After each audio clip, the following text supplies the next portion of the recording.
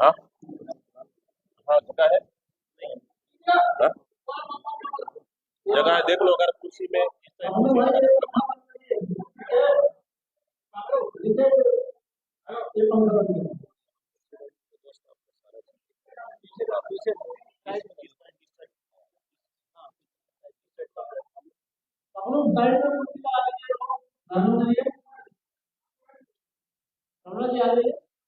इस साइड के पास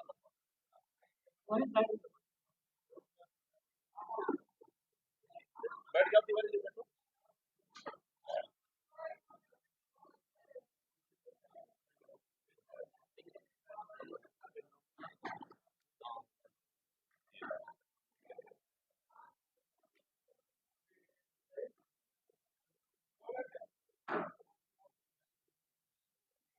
तिवारी जी इधर आ जाओ, तिवारी जी, तिवारी आ जाओ, इस पर बैठ जाओ, इस पर आ जाओ, कोई दिक्कत नहीं, आ जाओ।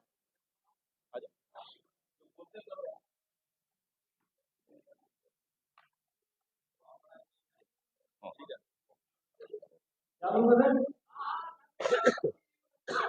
नमस्कार साथियों, आप सभी का हार्दिक अभिनंदन, स्वागत। आप पिछले दस लोकसभा चुनाव प्रचार का अंतिम दिन है।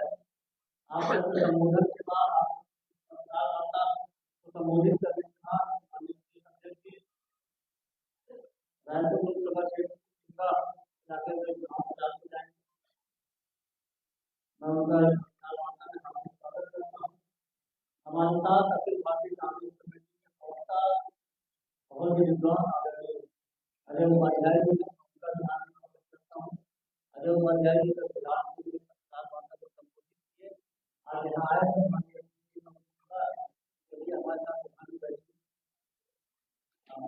प्रदेश कांग्रेस के महामंत्री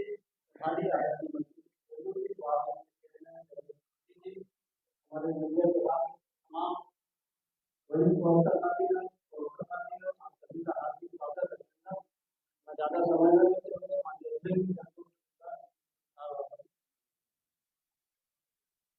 सबसे पहले बहुत बहुत धन्यवाद हमारे सभी मीडिया के साथीगण, आज हमारे बीच में हम लोग को मजबूती देने के लिए अजय उपाध्याय जी हमारे राष्ट्रीय प्रवक्ता आए हैं, उनका भी स्वागत। और हमारे चेयरमैन मीडिया विभाग के शुक्ला जी और मलकित सिंह गैदू जी और तमाम हमारे वरिष्ठ प्रवक्ता साथीगण, मैं इसलिए धन्यवाद दे रहा हूं सभी मीडिया साथियों को। पहला और दूसरा चरण के मतदान में आप लोग को बहुत ज्यादा सहयोग मिला, जनता तक अच्छा संदेश गया।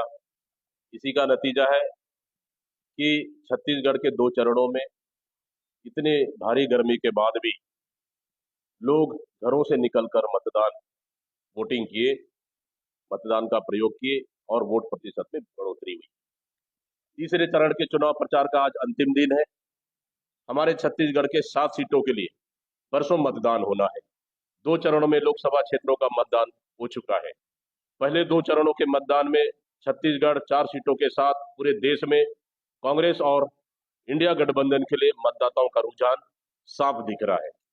3 चरणों के मतदान के रुझान के बाद मोदी और भाजपा घबरा गए हैं, उनके भाषणों का रुख बदल गया है। वे अपनी 10 साल की कोई भी उपलब्धि नहीं बता पा रहे। चुनाव को हिंदू मुस्लिम, मंगलसूत्र, मछली मटन, मीट तक ले जाने की तमाम कोशिशें मोदी और उनके साथियों ने किया। इस चुनाव में भाजपा का हिडन एजेंडा संविधान को बदलने और आरक्षण को समाप्त करने का बेनकाब हुआ। जनता यह समझ गई कि संविधान बदलने के लिए भाजपा 400 पार का नारा दे रही है। लोग यह भी जान गए कि यह संविधान इसलिए बदलना चाह रही है कि बाबा साहब ने वंचित वर्गों के लिए जो प्रावधान संविधान में किया है वह संविधान बदलकर समाप्त किया जा सके, लेकिन भाजपा की यह बदनीयती खुलकर जनता के सामने आ गई है। इस चुनाव के प्रचार को कांग्रेस पार्टी ने सकारात्मक के साथ किया। हमने अपने न्याय पत्र को जनता के सामने रखा। यही कारण है कि देश भर में जनता बदलाव के लिए मतदान कर रही है।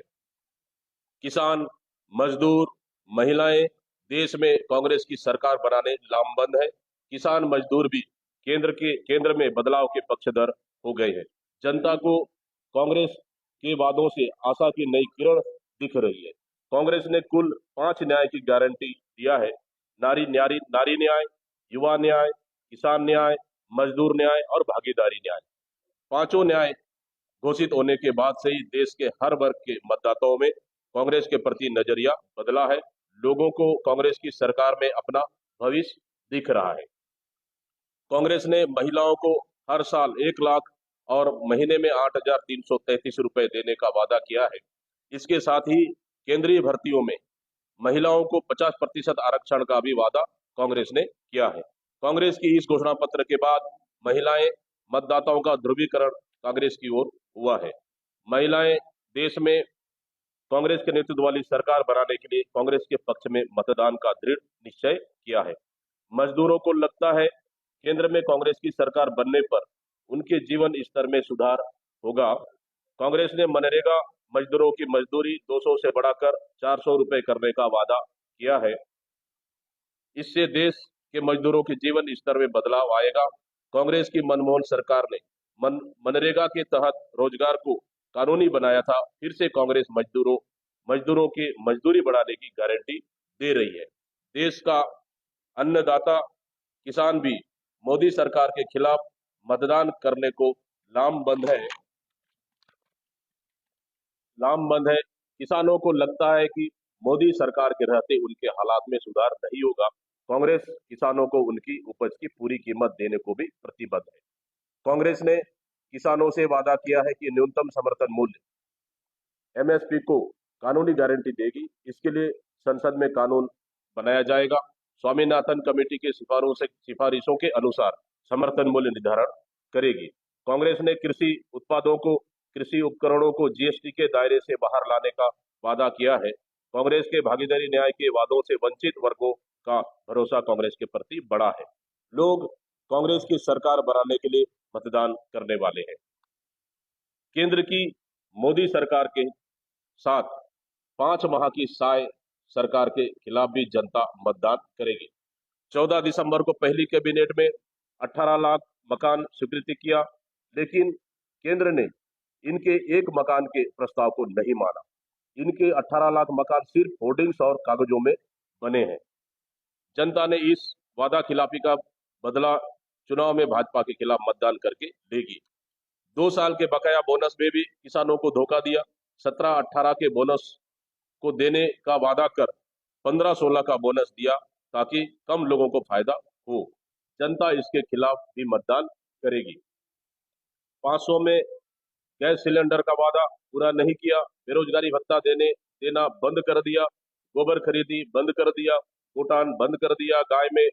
राज्य में गौ माता की स्थिति खराब हो गई। गौ तस्करी शुरू हो गई। राजधानी में गौवंश से भरे ट्रैक्टर पकड़ाए। महतारी वंदन में पहली किस्त सभी माताओं को नहीं मिला। दूसरी किस्त भी 40% महिलाओं को ही मिला। तीसरी किस्त तो अभी 10% के खाते में भी नहीं आया। लोकसभा चुनाव में यह हाल है तो चुनाव के बाद इसको भी बंद कर देंगे। जल जंगल जमीन से आदिवासियों के अधिकार को कमजोर करने की साजिशें शुरू हो गई। किसानों के कर्जा माफ करने का भाषण अब भूल गए। छत्तीसगढ़ में लगातार लूट, हत्या, डकैती, चोरी, चाकूबाजी और छत्तीसगढ़ की माता बहनों महिलाओं पर लगातार अपराध बढ़ गया है। छत्तीसगढ़ को इस 5 महीने की सरकार ने अपराध का गढ़ बना दिया है। 5 माह में सरकार हाफती दिख रही है। 5 माह में कोई सरकार इतनी अलोकतांत्रिक हो सकती है, इसका उदाहरण छत्तीसगढ़ की भाजपा सरकार है। जनता इन सब के खिलाफ मतदान करेगी। मैं जनता से अपील करता हूं कि बढ़ चढ़कर मतदान करें। हमें पता है गर्मी का भी मौसम है, तेज धूप है, तापमान बढ़ा हुआ है। जिस तरह से बस्तर सहित दूसरे चरण के मतदान में जो रुझाने दिखी, रिकॉर्ड मतदान हुए, उसी तरह ही तीसरे चरण के आने वाले 7 तारीख को जब चुनाव होंगे तो ये चुनाव देश में बदलाव का चुनाव है। ये चुनाव देश में आर्थिक सशक्तिकरण का चुनाव है। ये चुनाव युवाओं के में एक नई रोजगार पैदा करने का चुनाव है। ये चुनाव माता बहनों को सशक्त करने का चुनाव है और देश में नई सरकार बनाना है और इस समय मोदी सरकार को बदलने का वक्त है। इसलिए मैं सभी प्रदेश के हमारे सातों लोकसभा सीट में 7 तारीख को मतदान होना है। सभी लोगों से अपील करता हूँ, सभी मतदाताओं से अपील करता हूँ, घर घर से बाहर निकले और मतदान करें, ताकि इस सरकार ये बदलाव करना है और नई सरकार लाना है, कांग्रेस की सरकार लाना है।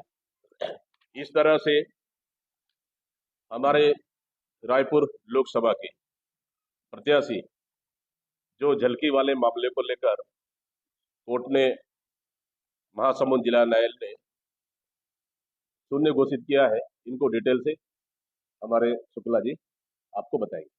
साथियों, यहाँ पर से सुबह बड़ी है, मामला काफी जटिल था। कांग्रेस पार्टी ने आंदोलन भी किया था, लगातार कांग्रेस जन इसको उठाते रहे। मामला सार्वजनिक जमीन का है। कांग्रेस पार्टी की मीडिया डिपार्टमेंट ने, कांग्रेस पार्टी के सरकारी नेताओं ने इस मामले को उठाया था और उसके बाद जाके झलकी मामले में उस समय कागजी तौर पर ही कार्रवाई शुरू हुई थी। वो जो कागजी तौर पर मुकदमा चालू किया गया था, वो मुकदमा 23 अप्रैल को जाके अंजाम में पहुंचा है।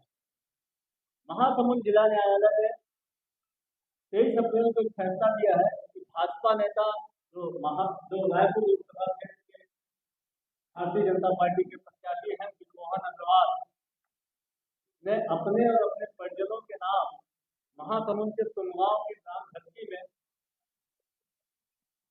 अपनी पत्नी सरिता अग्रवाल के नाम ग्राम झलकी में जलाशय की जमीन को गलत तरीके से खरीद कर कब्जा किया। 1984 में ग्राम झलकी के किसान ईश्वर प्रसाद ने अपना खसरा नंबर 117 रकबा 4.124 हेक्टेयर यानी लगभग 11 से 12 एकड़ भूमि को सार्वजनिक हित में जल संसाधन विभाग को जलाशय बनाने के लिए रजिस्ट्री के दान पत्र के द्वारा दान दिया था।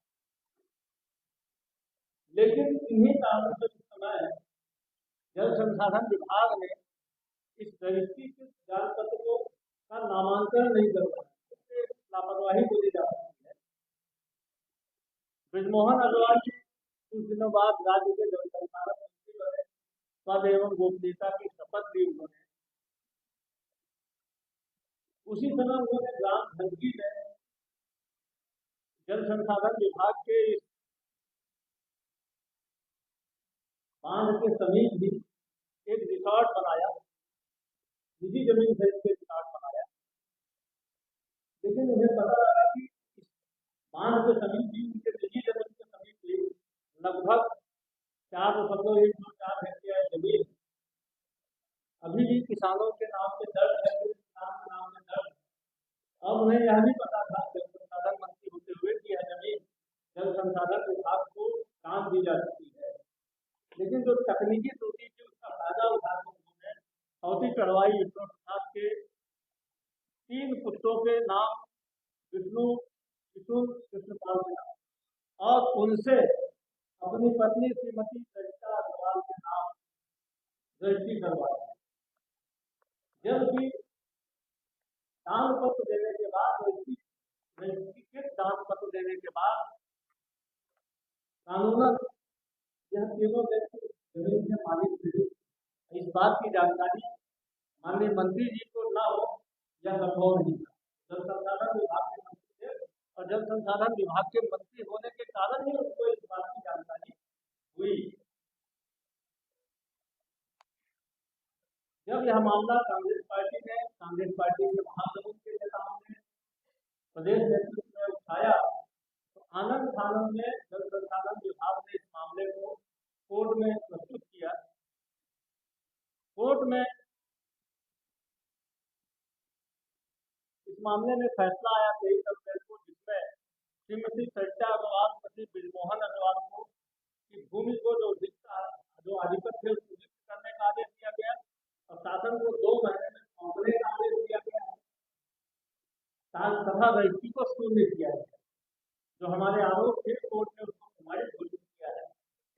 कांग्रेस पार्टी यह मांग करती है कि इस मामले की रजिस्ट्री जब शून्य घोषित हो गई है, इस मामले में जो उन सब के खिलाफ कानूनी कार्रवाई की जाए। धन्यवाद। आप सबके सवाल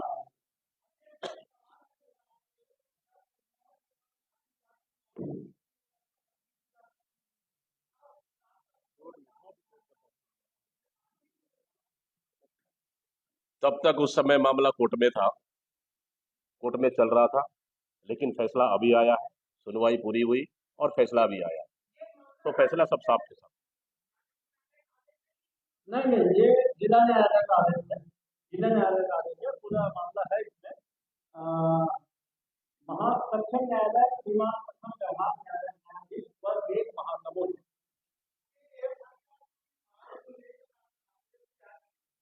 देखिए, यह मामला कोर्ट का था। कोर्ट का मामला जैसे ही संज्ञान में आया, हम आप सबके सामने लाए हैं।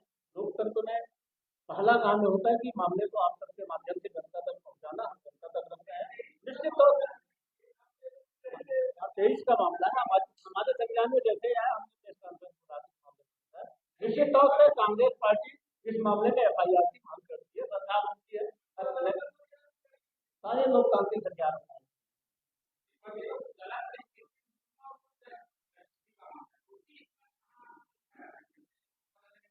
सरकार की जल्दी पार्टी जो कि गलत तरीके से लड़की का दावा प्रचार करती है, इसको जांच के बिना कोर्ट के फैसले पर कहाँ जांच करना दो। कोर्ट का फैसला आ गया, कोर्ट का फैसला आ गया है, कोर्ट ने दे दिया है, लड़की ने घोषित किया है, 2 महीने के अंदर सरकार को जमीन वापस मिलता है। तो नैतिकता का तकाजा ये होता है कि सरकार एफआईआर होना चाहिए।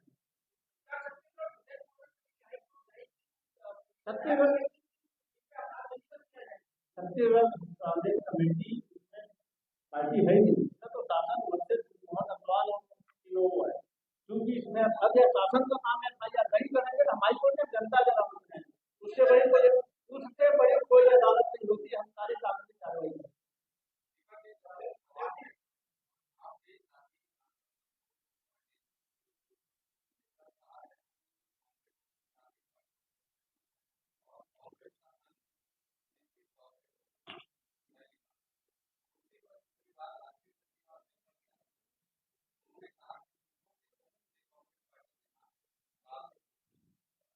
देखिए सब देखिए, सबसे पहली बात तो भारतीय जनता पार्टी पिछले 10 सालों से बोल रही है कांग्रेस मुक्त भारत बनाएंगे, आज तक नहीं बना पाए, फिर सपना देख रहे हैं।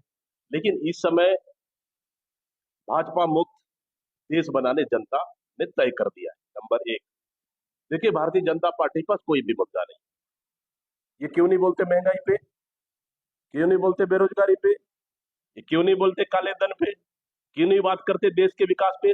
देश की जनता ने आपको 10 साल शासन करने का मौका दिया, 10 साल पर्याप्त है। आप 10 सालों में एक भी शब्द, 10 साल काम करने के बाद एक भी शब्द आपके भाषणों में नहीं बोलते हैं। आप सिर्फ हिंदू, मुस्लिम, सिख, ईसाई, भगवान, इस पे वोट मांग रहे हैं। दुर्भाग्य इस देश का, भारतीय जनता पार्टी जैसे 10 साल शासन करने के बाद अपनी उपलब्धि जनता तक नहीं बता रही। इससे बड़ा दुर्भाग्य क्या हो सकता है?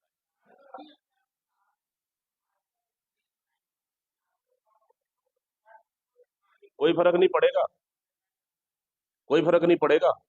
वो लोग जा रहे हैं नंबर एक लालच से, डर पैदा कर, एफआईआर कराकर, डरा धमका कर और मोदी पाउडर से धुलवा कर, इस तरह से जा रहे हैं। कांग्रेस बड़ी पार्टी है, अगर एक नेता चला गया, एक चला गया, तो हम नए 10 कार्यकर्ता पैदा करेंगे बूथों में। कांग्रेस को कोई फर्क नहीं पड़ेगा।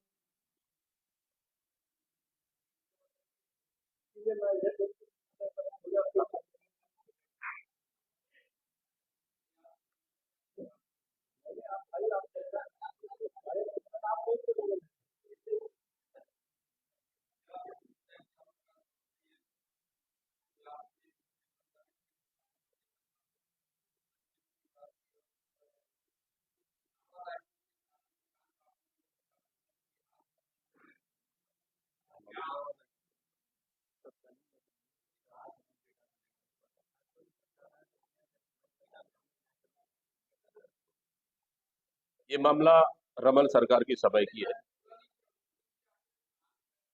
हाँ, ठीक है, ठीक, कर लीजिए, कर लीजिए, कर लीजिए।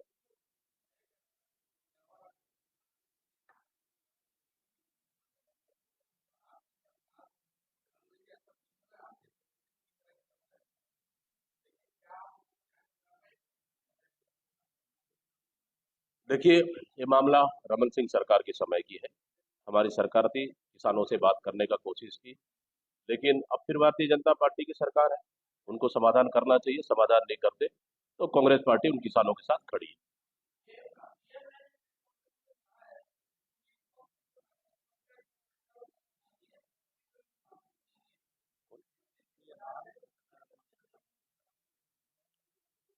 देखिए, कांग्रेस और भारतीय जनता पार्टी में विचारधाराओं की अंतर है।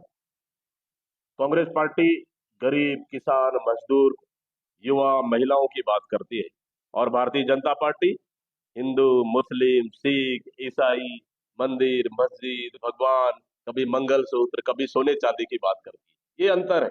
सकारात्मक और नकारात्मक कौन बात करती है?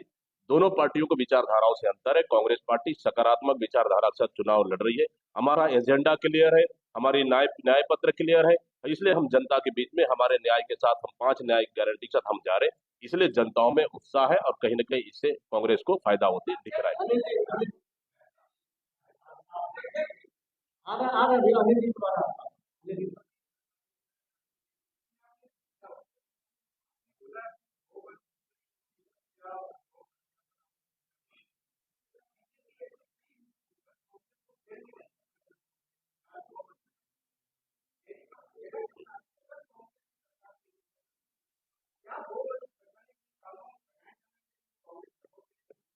देखिए, सरकार बनने के बाद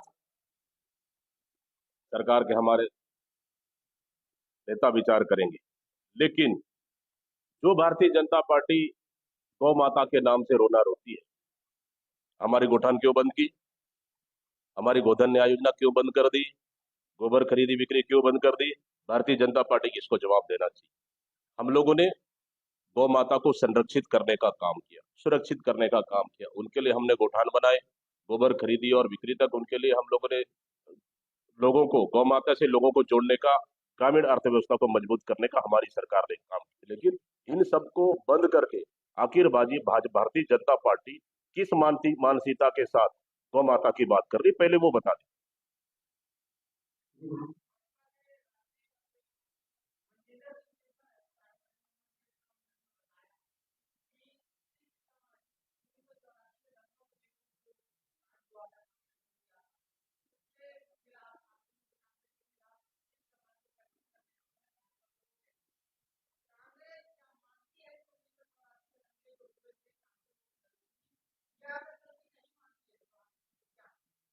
देखिए, भारतीय जनता पार्टी तुष्टीकरण की राजनीति कर रही है, पोलराइजेशन का राजनीति कर रही है। मैंने कहा ना, अगर उनके पास मुद्दे हैं तो अपनी बात रखे, विकास की बात करें, महंगाई की बात करें, बेरोजगारी की बात करें, नौकरियों की बात करें, युवाओं की बात करें। इस बात पे क्यों नहीं करती है?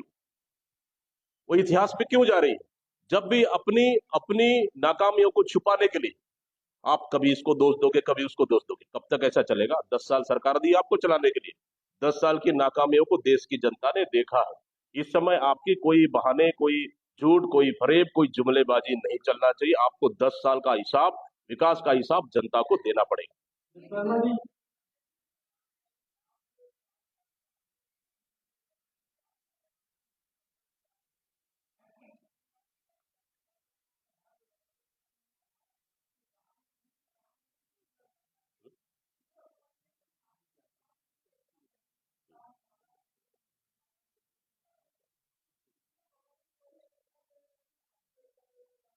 शायद उस बात को, मुझे लगता है, ध्यान से अगर सुना जाए, उनका मनसा सुना जाए, राम का आशीर्वाद से शिव जीतेंगे। उनका मनसा ये है। शिव और राम अलग है क्या? एक ही तो है, रूप अलग अलग है, एक ही है।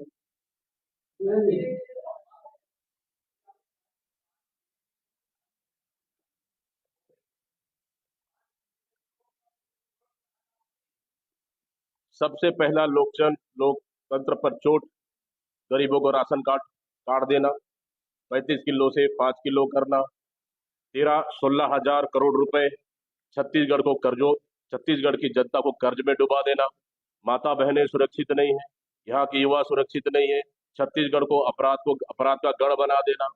और आप रेत माफिया, रेत खनन पे पूरे माफियागिरी, रेत का आप 3 गुना रेट बढ़ा दिए, शराब पे पर बॉटल पे 300 से 400 रुपए रेट बढ़ा देना, महतारी बंधन के नाम से माता बहनों को ठगने का काम, और इस बेरोजगारी भत्ता बंद करना। मतलब जो कांग्रेस की सरकार में जो 1,75,000 करोड़ रुपए सीधा हम जनता के खाते में हमारी सरकार देती थी, के खाते में सीधा पैसा, तो इन योजनाओं को बंद करने का काम भारतीय जनता पार्टी की सरकार ने किया। इससे बड़ा, सबसे बड़ा चोट क्या हो सकता है?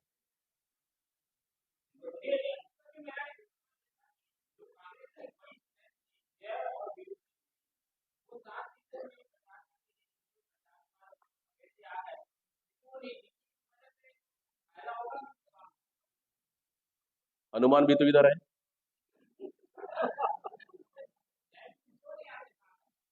देखिए, लगातार छत्तीसगढ़ के तमाम हमारे बड़े लीडर्स चुनाव मैदान में है और प्रचार कर रहे हैं हमारे प्रत्याशी के लिए, कांग्रेस पार्टी के लिए।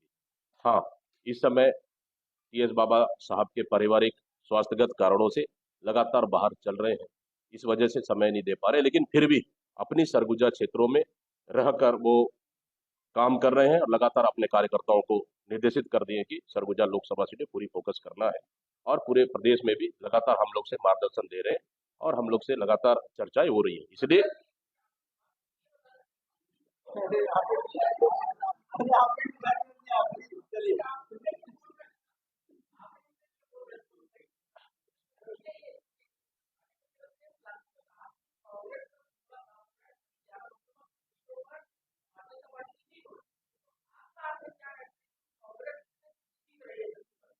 मुख्यमंत्री मुगालते में है, Bharatiya Janata party over confidence में है।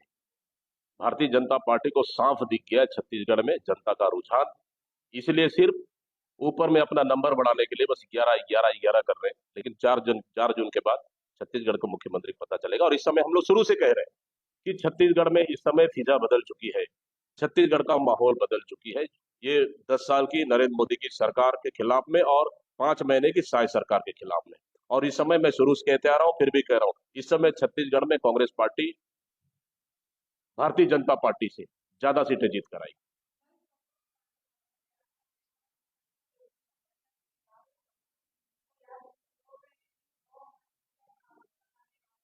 आ तो गया था। भारतीय जनता पार्टी को, कांग्रेस को नहीं, संतों का आशीर्वाद है। संतों का श्राप तो भारतीय जनता पार्टी के लगाए रहा भी, जो मंदिर उद्घाटन किए ना, जो साधु संत उनके खिलाफ में थे, उनको तो श्राप तो उनको लगेगा। लेकिन देखिए, भारतीय भाई ये 1963, 64, 65 की बात क्यों कर रहे हैं?